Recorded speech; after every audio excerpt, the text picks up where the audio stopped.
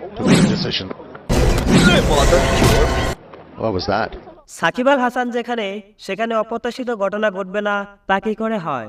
পাকিস্তানের রাওয়ালপিন্ডিতে মোহাম্মদ রেজওয়ান ও আবরার ক্রিকেট মাঠে তাদের ঘটনা রীতিমতো সামাজিক যোগাযোগ মাধ্যম সমালোচনার ঝড় তুলেছে।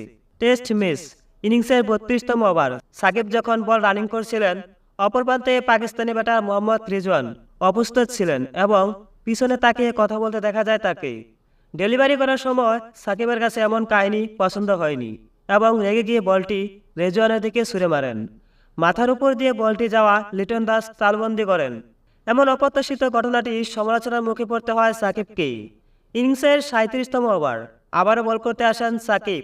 পাকিস্তানি ব্যাটার আবরার মাঠে নামতে গিয়ে টাইম আউট না হয় সেজন্য খুব দ্রুত মাঠে প্রবেশ করতে দেখা যায় তাকে। এক হাতে দুটি গ্লাভস ও হেলমেট ছিল।